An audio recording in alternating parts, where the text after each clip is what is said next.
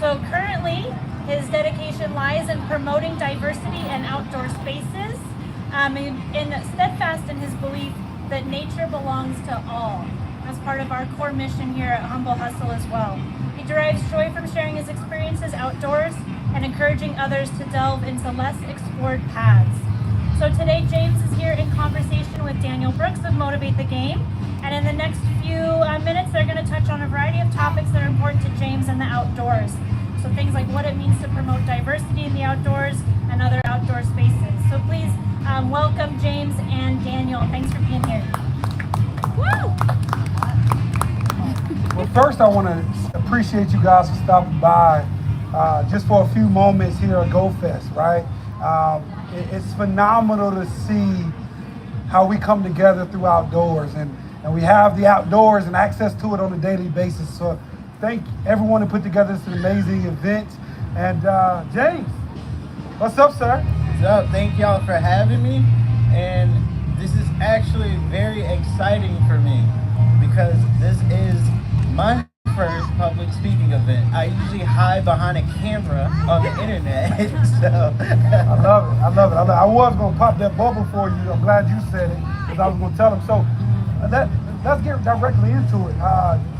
Tell us like where you're from, and let's go back. Let's start with the early years of James. Let's talk about the little ethnic explorer, right? From where you started and kind of how you got started, early years. All right, I am from this tiny little town called Drakes Branch, Virginia. Population 500. It is in the middle of nowhere, literally the boondocks. So growing up, there was nothing but woods, trees, forests, and I would just go out there and explore. I had a little cat. The cat name was Smokey, and that was my adventure buddy. And then, like, one time I got lost in the woods, and Smokey was like, I know the way back, and she just started walking, and I followed Smokey back to the house, and I'm so thankful that she got me back when I had no idea where I was. Wow. Thank God for Smokey. Right, yeah. So you've been following cats ever since, right? I love it. So from that experience of getting lost, right, and finding your way back home, what was it about being outdoors and getting lost that kind of piqued your interest to quote unquote start to get lost for a living? It was the freedom for me, just being out there surrounded by trees, the birds, the bees, just like everything. It was so freeing that I had to have that feeling. Wow. And that's what really got me into it. Wow. So parents, were they supportive early on? Like what, when, let's say for instance after that experience and then you're still in school, what then became your outlet to be outdoors? Was it camping often? Was it family trips? Like how did you continue to cultivate that experience early on until we got to where we are today? So my parents, they were so supportive. My mom was like, why do you want to go out in the woods? Why do you want to just be out there with the bears and all of that stuff? And I'm just like, it's freedom, it's peace. I love it. And after that, through school, I really went through a party phase. Oh yeah. So I kind of put like the outdoors on the back burner for a bit until I moved to Tampa, Florida. And then when I moved to Tampa, Florida, there was just so much swamp wilderness, things they call wet hikes, where you hike through the swamp with the water waist deep. And I just fell back in love with it, and I'm like, this is what I want to do. And I just kept doing it from there. Wow. Well, I'm glad we were saved from having an ethnic partier, because that almost came to pass, right? Yeah. It was almost there. So then the transition came. You were down in Tampa. I love Tampa, by the way. So you started there. So now the transition. At what point? You call it the van life, right? Your van life. Yes. Right. So it seems like you continue to get deeper and deeper. Tell me about your introduction into the van life and van lifing. But first, tell people what van lifing is.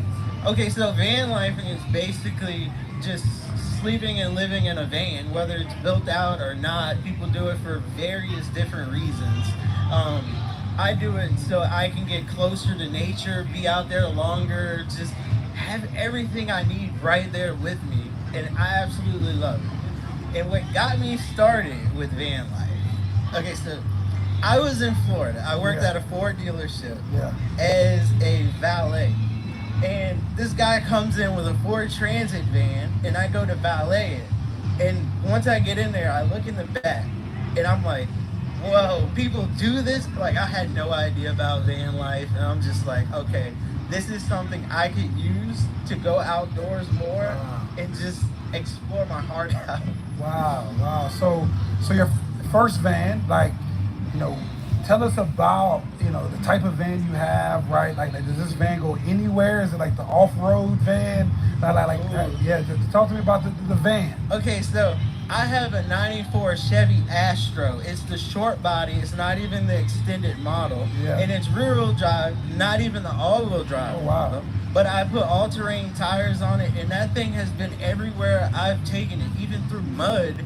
And I'm just like, okay. Yeah. Like that van has taken me to places Wow. I never thought it would. Wow. And that van actually was my youth basketball van when I was a kid. I used to ride in that van, and I never thought that I would have that van built out, traveling in it, and just living in it. Wow, that's phenomenal. So if you could give the time frame of how long you've been kind of outdoors and how long that has been like your primary mission, how long would you think you've been focused on the outdoors?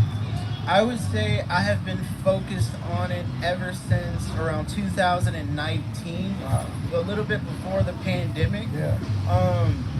Because I had a bunch of stuff going on, so being able to go outdoors was a release from the stresses of life. Yeah, You yeah. know, just that freedom that I keep like feeling. I love it. Yeah, you keep going back to the word of freedom, Yes, right? yes. And then you said 2019 you really got started, and then here comes 2020, the pandemic shuts the world down. We all think we're about to have to go outside and follow you, right? Like we didn't know what was coming. So tell me about van life during the pandemic. So van life during the pandemic, my van wasn't really fully built out then. It was Yeah. basically just a frame for a bed, and I had like a mattress topper on it, and that was it.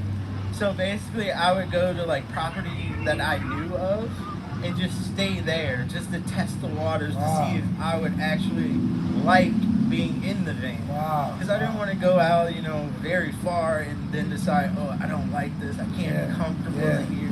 Yeah. So I stuck kind of close. Wow. with that. So as you were kind of, putting your toe in and kind of going deeper, you started to fall more in love with it. It started to become a way of life, Yeah. right? So then now we transition, through that time frame, and I know I keep going back to the van lifing part of it all, but I know it's various parts of being the ethnic explorer, not just so much van life. Tell us about the other parts of just living and being a part of the outdoors. I know it's from camping to different variations of kind of being outside. Tell us more about. Yes. During a young age, I actually started off riding dirt bikes, like motocross. And I was 5 years old when I got a mini bike, because my dad rode motorcycles, and he introduced me to that. Yeah. And then I started riding outdoors, and then I got into mountain biking, then I got into paddleboarding, then I got into backpacking, hiking, and it just exploded Wow. from that. Like, Wow. I just love to do anything outdoors. Wow. I will do anything pretty much outdoors. Wow. So being inside is like a sin for you. You want to be Right. outside. I want to be You wanna be outside 24/7. regardless of the weather. Regardless of the weather. I'll hike in rain, snow. I've been on mountains during windstorms with the rain, not lightning, because lightning's very dangerous, and I'm very scared of lightning. Wow. But yeah, other than lightning, I'll go out there. You'll be outside. Ice, anything, just no lightning. Wow. So when did you start to, because everyone follow him on Instagram, the Ethnic Explorer, right? When did you start to document your journey, document your exploration, so to speak.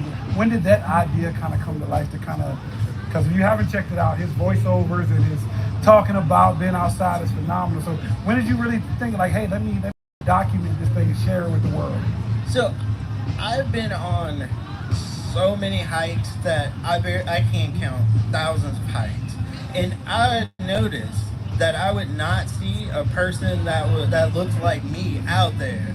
And I was like, okay, why is this? I started to think, and then I thought, okay, let me get on social media and see if there is other people. If not, hopefully I can inspire more diversity out into the outdoors. And pretty much I've met so many people on there. We've collabed and we've just connected, and we're just building up the outdoors to be more inclusive and to have more representation, because there was a lack in representation. Because I wouldn't even see like magazines and stuff. Yeah. When I started, I would not see anybody that looked like me, and I was thinking like, why? Yeah. So yeah, no, that's, I know with Humble Hustle and part of their program with Humble Hikes, a big thing that Xavier talks about is inspiration, right? And being an inspiration. I know one of the quotes Nipsey and Xavier always has is the greatest human act is to inspire, right? So you talked about inspiration and the inclusion. Why is that important, you feel, for more people that look like us to go outside? Like if you could tell more people that look like us, why is it important for us to be outside?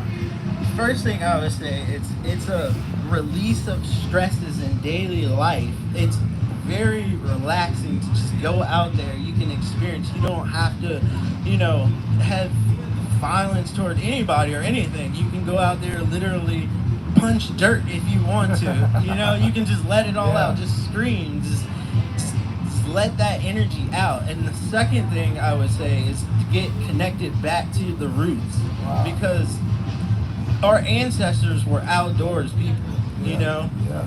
We knew everything outdoors.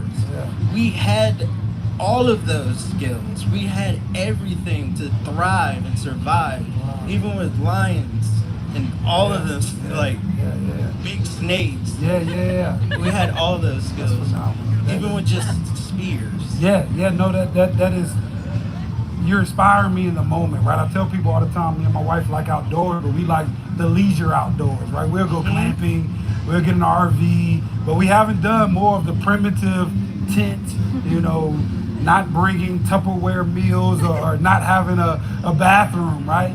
So with that, what would you tell individuals like myself who want to start to take their steps and want to get out there more? What would you kind of tell us to start or to kind of get that started for us? What would you suggest? I would suggest going to the Virginia state parks, because they're camping, you feel very safe, you feel very secure, and that'll get you in the doorway. And then after that, they have wildlife management areas that some of them allow camping. I think you need to get a permit. They're more of a wild experience, and that's where you'll get that feeling of being out in the wild, but not too far out in the wild. And then that'll introduce you into being able to go out in like George Washington or Thomas Jefferson National Forest. And that's where you really start the feel like being out in the wild. That is phenomenal. You touched on like the different, I guess, degrees and the levels of kind of getting into it. I gotta hear, give us the wildest, I don't know if I want to know, dangerous or most adventurous story. Whichever one you want to give, either dangerous or most adventurous kind of story of being outdoors. Oh gosh, I can give you my funny first camping, which was really dangerous actually. This was in Florida. I went to Hillsborough River State Park to do primitive camping. And I set up my tent and everything, and then these guys come out of nowhere. I got the wrong campsite. And they're like, okay, so we think we accidentally switched the campsite, but they let me stay in that campsite. And so later that night, I took out my hatchet to make firewood, and then I was going to hit the stick, and I hit my wrist. Oh, wow. And it started bleeding, so I took off my sock immediately, wrapped it around my wrist, tight as I could. Just soaked up all the blood. Wow. And then I just went to bed after that. And I'm like, okay, I'm just going to bed. I'm gonna wake up tomorrow. Hopefully, Yeah. And if it's still bleeding, it might be an emergency. Right. I Wow. didn't panic or anything. I just wrapped that sucker up and just like, all I right. guess the first rule outside is don't panic. I guess. Right, yeah. Right. That's very important. Do Wow. not panic when you're in situations like that because it can make it worse. Wow. So from that extreme situation, right? Tell us a little bit, like walk us through a day in the life of either van lifing or just being outdoors. I know you said you would go on these long stints of just exploring. So tell us about, a day in the life of being outdoors.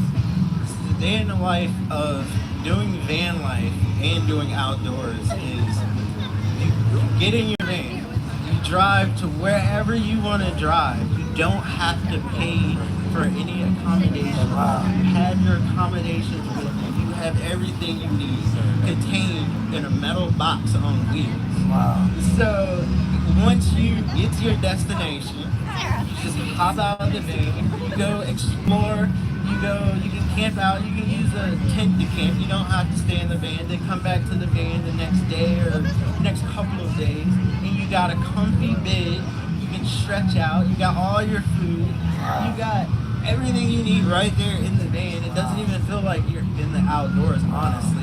It's like a cheat code. Wow. It sounds like, because by day I'm a therapist, so right, I deal with people, and a lot of the things that I've seen that a lot of people struggle with is just being present. Being in the moment. Yes. Being content with where they are, right? So Yes. a lot of the times what I'm teaching is getting people to be present. So I can imagine a lot of your life outdoors is helping you to harness to be present. Yes. Tell me about any practices that you do while you're outside to just soak it in and just be in the moment. So what I like to do when I'm outdoors, this is pretty funny to a lot of people. I like to turn on some music and I like to hit some dance moves. And I'm just dancing and grooving to myself. Yeah. And then I'll meditate, I'll sit down, I'll listen to the sounds around me, and then I'll do a walking meditation on trails and just let all of the thoughts run through my head and just still be present because there are wild animals nearby. You still need to be focused on that. Yeah, you might have to run, right? Yeah. Always have the bear spray with you. Yeah, absolutely. But those are my favorite practice is the dancing. Yeah. The dancing is just like the release. I love it. On top of a release out in nature. Wow. That dancing with the bears. I love it, right? Yeah, it's dancing with the bears, these trees. So when you talk about, being present in your practices that you do out there, when you find these sites, right? Like when you decide where to go, first of all, how do you decide where you want to go?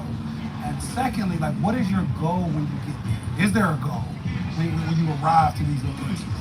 So my main thing is the vibe of the site. Yeah. If I don't like the vibes, I'm rolling out. I'm gonna find another site. Yeah. That is the main thing with me. And if I can have a site by water, so I can fill up my camp shower, have a shower, relax. That's the second thing I look for. And then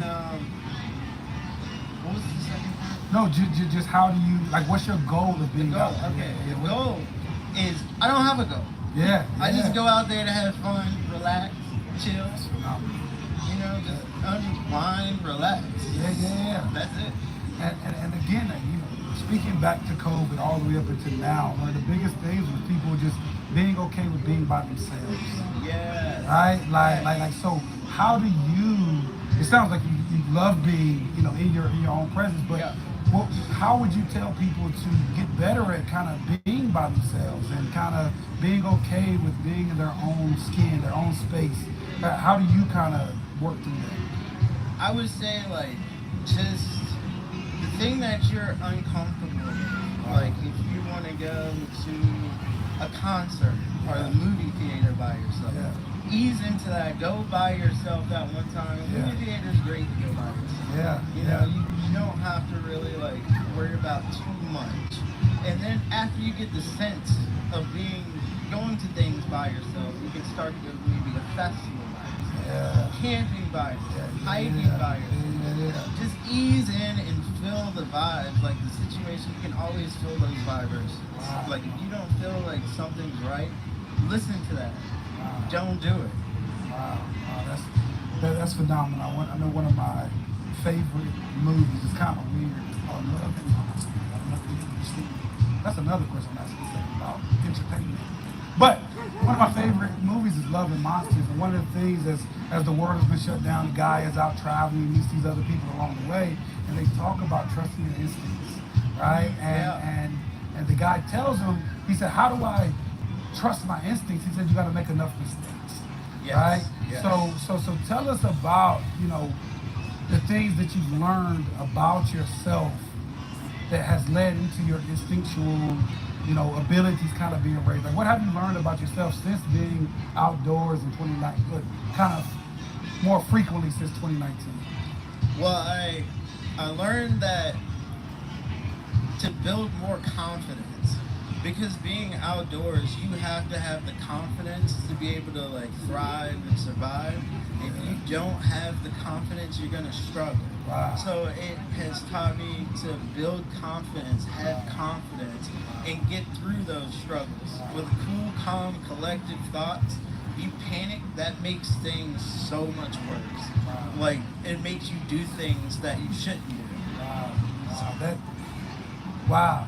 That's inspiring in itself because that applies to every walk of life. Yes. Right? Confidence is key. Confidence is key. Right? How someone said it, your belief is the only reason you haven't done yet.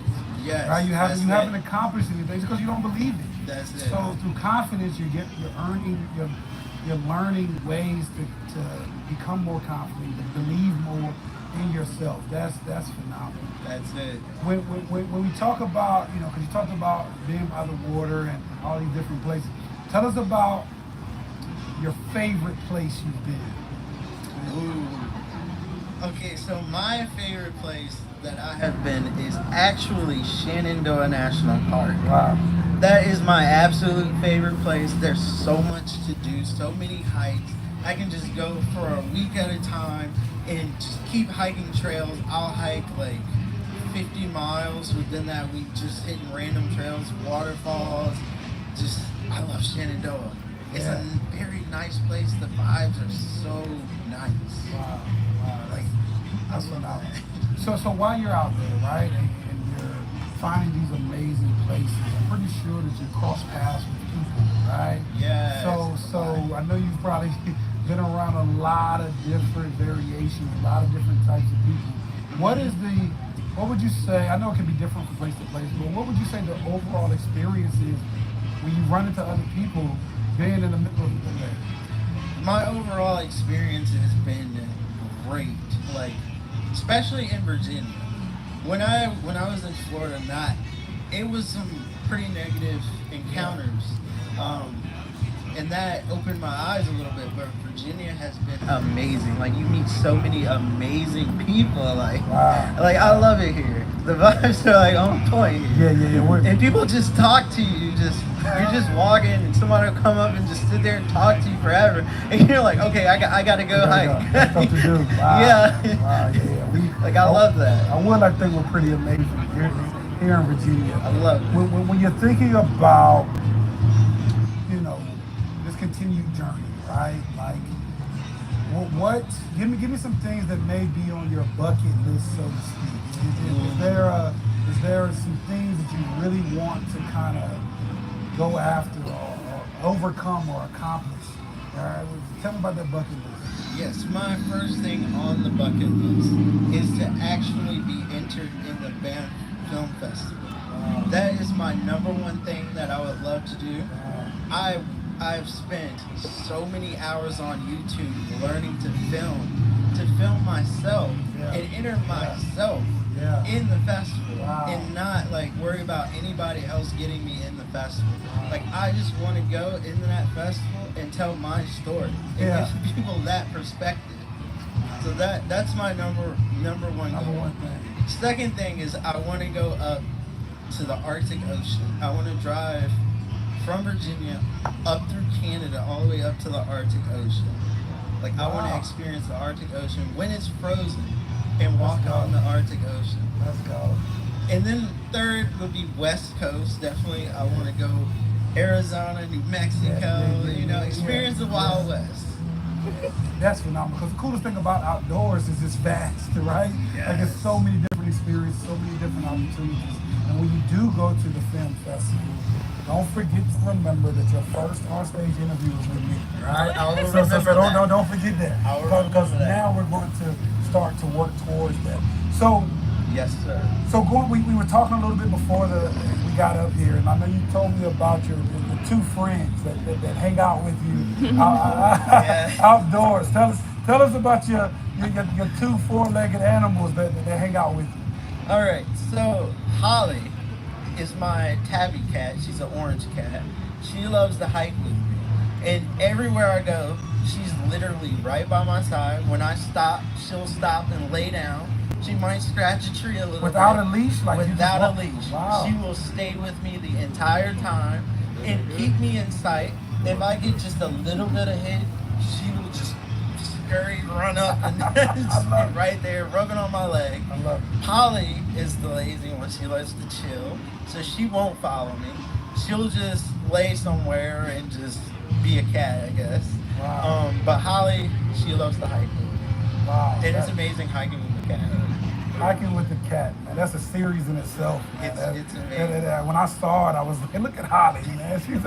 Holly's doing more than me, right? Holly's out there getting it. So tell me a little bit about, do other people tag along with you at times? Do you invite friends, family to come with you?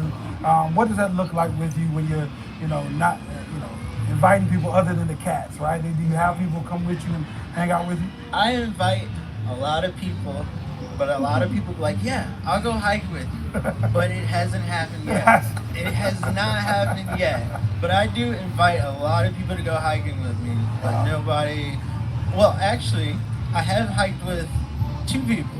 And they're in the audience. Yeah, I've hiked with Jessica and then Raven. Yeah, So- that's phenomenal. And they're amazing people to hike with. That is great.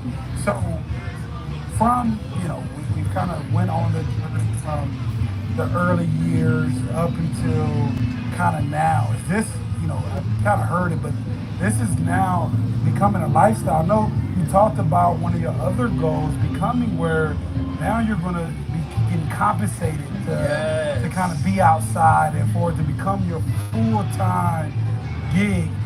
What are your kind of goals and thoughts about wanting to make that happen?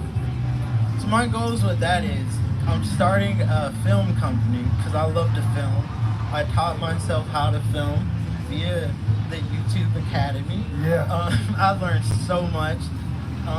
So I want to take what I've learned from there and help other people tell their stories, whether it be them on an adventure or a documentary about them, just anything to help tell other people's stories.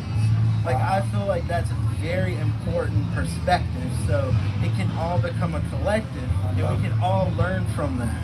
I love it. Because your story is power, right? And the things we've experienced, right, is breadcrumbs for other people. Yes. Right? So I know one of the biggest things within my walk in the mental health world over the past 15 years is just hearing people's stories and how some of us see it as pain, and it was, but for other people it's power, and for other people it's stories about overcoming. So continue on that mission because I know sharing people's story is freedom for other people. It is. Wow. It inspires so many people when I tell my story. It inspires them to actually want to go out and try nature. Yeah. Like, they haven't hiked with me, but I know people who have went out because they watch my videos. They're like, that looks so fun. Absolutely. And then they see like the van life. They're like, oh, I want to do that. That's so fun. And I'm like, hey, do it. Wow. Just do it. Wow. I just do it. Right? Yeah, just do it. Just go and then you learn along the way. You right? learn along the way. So, what's the best season you feel like to hike in, to be outdoors in? What do you think? Hands down, fall. Yeah. Fall is the best season. It's not too hot. You got the pretty foliage. Yeah. And like, it's just so much better in fall. And plus, I'm a fall baby, and I love fall. Yeah. When's your birthday? October 21st. Oh yeah, I'm October 31st. That's what I'm talking Hey, about. there we go. There we That's go. a happy early birthday. Happy early birthday to you Yes, too. sir. So with being, now here in the Roanoke Valley for today, are you planning some hikes this weekend? Are you heading out soon after? What's your plans? I am going to head out because my grandmother actually has a birthday tomorrow. Oh yeah. So we're going to celebrate her birthday. Yeah. I wish I could stay longer because I've already done Dragon's Tooth. I wanted to do McAfee's Knob, I think it's called, and Tinker Cliffs. I haven't done that. I've done McAfee's Knob, so you better catch up. Yeah, I need to do that one. That's a great hike. I want to do the Triple Crown, like all three of them. See, now you're taking, I've done one. Hey, if I do it, you coming along. You coming along. I love it. I can't say, I probably took way longer than I was supposed to. But the beautiful thing, especially being connected to Humble Heights with Xavier and the Humble Hustle Company is the sense of accomplishment from hiking, right? When you're on the you're hiking up to the top of the mountain and you want to quit, you want to give up, but there's nothing like the feeling once you reach the top, right? You are absolutely right about that. And sometimes you're just so far out in the outdoors, like you can't turn back. You have to force yourself to keep going because it's shorter to keep going than to turn back. You said it. You said I saw that in a movie, and they got to the basically the point of no turning back. Yes. Right? You get to that point where you're it's like the same distance to go back than it is to finish. Yep. Right? So and that's such a great correlation to life, right? When we talk about connecting these dots, I'm big on metaphors and analogies. So with you being in the outdoors, how do you connect the things you've experienced and overcome to life, right? Like how do you see how they parallel being outdoors and just living? The survival aspect of it transfers beautifully in life. It's taught me how to survive. And then the other thing was the confidence part. And that part really just stuck with me, the confidence. Confidence opens so many doors. Let's go. Like before I started hiking, I wouldn't get on the stage. I'd be like so scared, so nervous. I'd be like, I can't do it. Yeah. But today, being in the outdoors, like that has taught me so much confidence where I'm able to just do stuff like this and not be even a little bit nervous. I love it. My key takeaways with you today is number one, confidence, right? Being yourself, right?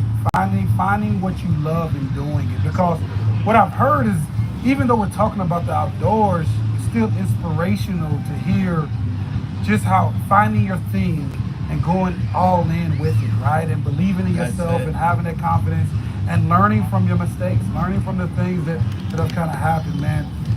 Before we get into questions, is there anything like specific that you really want people to kind of know about the outdoors, about you, right? Let's go about you first, and then after questions we'll talk about the outdoors. What's the one thing you want people to know about you specifically?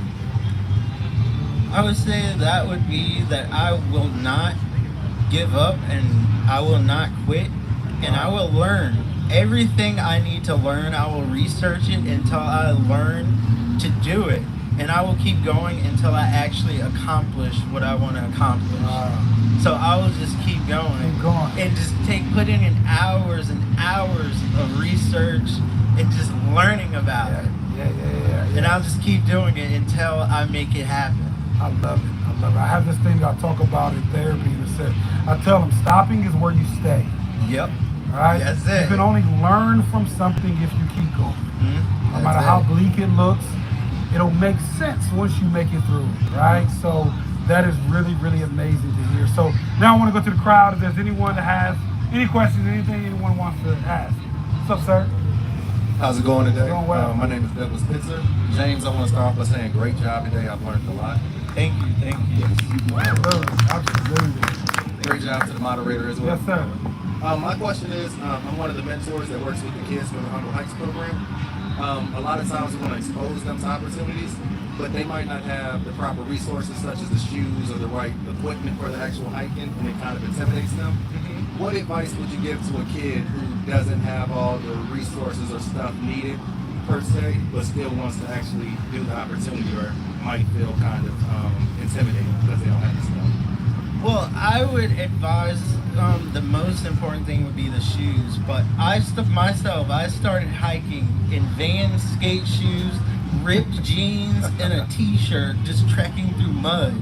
Like that really didn't stop me at all. I was just so determined to get this experience in nature that I just kept going with it. It's very important though for the footwear, because I wouldn't advise anybody to do the stuff that I did. I would say you can rent gear as well. Like there's different websites you can rent gear. I'm not sure if REI does it, but you can always rent gear, and there's gear trade programs where you can get gear really cheap. Or if you check Goodwill, they sometimes have good gear, but it can be kind of like low grade gear and like the tents will leak and stuff like that. But yeah, I would say try and find like the used gear, because even that gear is really good. Like I've used so much used gear. So essentially, not letting the lack of stop you, right? Right. Don't let the lack stop you from that. Just go with like even the Vans skate shoes. I was just trekking through it.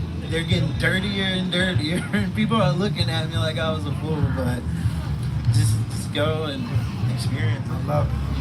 Experience it. I love it. I got a question. Oh, I guess another question. Sorry, I got another question. If nobody's going to ask questions. We're talking. What would you say are the top 3 rules to hiking or camping? Okay, so hiking, you want to, number one rule is be prepared. Like you want to have water. You don't want to wear like cotton things, because cotton things can hold moisture, and that can be bad for different situations, like in the fall. If you're hiking in the fall and you get wet, the cotton's gonna hold that moisture, and then the later it gets and the sun goes down, it's gonna get colder and colder, and you can get hypothermia. Just be prepared, like have extra layers with you, or like a change of clothes if need be, like socks and stuff like that. The other things I would say is do a little bit of research on the trail that you're gonna be hiking on, and get familiar with it, and get different points where you can identify in case you do get lost. And the third thing, carry bear spray.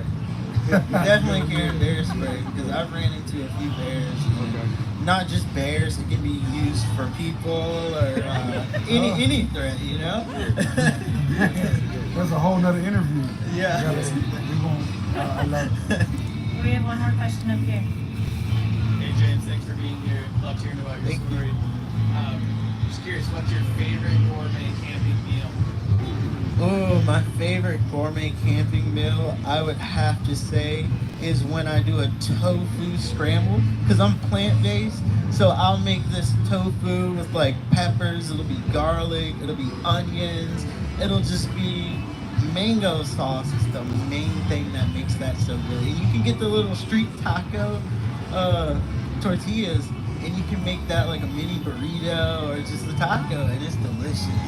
I love it. So I'm hearing we need an ethnic explorer cookbook. That's what it sounds like. Oh yeah. All right. I got the cooking videos on my YouTube. We gotta make that happen. But most of the time I'm just like so hungry, I don't want to wait to like prepare that. So I'll do like a really dive right in. Do Right? a really quick meal and just hop in the bed. Take a picture of the empty plate, right? Yeah. I love it. So with the favorite meal, I gotta hear about said you dance outdoors. Give me the playlist, the music, the type, the vibe that you go after. I love to dance to reggae, EDM music. I dance to Americana music. I dance to country music. Yeah. I dance to folk music. Yeah. Bluegrass. Yeah. I dance to everything. I love music. I love all the instruments and just the melody with all of them all synchronizing together. That's phenomenal. I Yeah, love I love it. it. Love it. Love it. Anybody else? Yes. I'm sorry, Mary Robbins. Where can I find you on YouTube? It'll be the Ethnic Explorer. Think Explorer. Okay, this is wonderful. I was an outdoor ed teacher for 20 years. Nice. And took a lot of kids who look like you out to the woods for the first That's time. amazing. Yeah, it was. It's a great That program. is amazing. That's awesome. That's awesome. Yes. Thank you for doing that. Yes, thank you. Well, as we're closing out, I said we would get back to this is you know, what, you know, if you could leave from your first interview ever on the stage, if you could leave us with anything from the Ethnic Explorer, what would you want to leave us with this stamping time with having you here? What would you want to leave us with? Don't be nervous about the thing that you want to do. Just go out and do it. Like it's no reason to really be nervous about it because it's gonna hold you back. And once you're out there doing the thing, that nervousness is probably just gonna leave. Because once I like do something the first time, you get familiar with it, and then after that, it's so easy. It's just so easy, and you know what to expect. It's so amazing because again the parallels, like this life is a wilderness. We assume that it's not the outdoors, but I tell people none of us know what we're doing, Exactly. right? Exactly. None of us know what we're doing. So to hear how that parallels, and we're all in this wilderness, so to speak, trying to figure it out. Exactly. The biggest thing you can do is just do it and trust yourself. Yes, just do it. Trust in yourself. Be confident, because that confidence is key. Well, James, it has been my pleasure. You have a fan for life in me. I am looking forward to taking our next step from the leisure outdoors, getting a little bit more Yes. deeper. We're definitely going to stay connected. Everyone follow. Where can everyone follow you at? Give us all You your... can follow me on Instagram, The Ethnic Explorer, or YouTube, The Ethnic Explorer. Those are the only two that I do. I love it. I love it. Well, I thank you, bro. Thank you. Absolutely. Thank y'all for having me.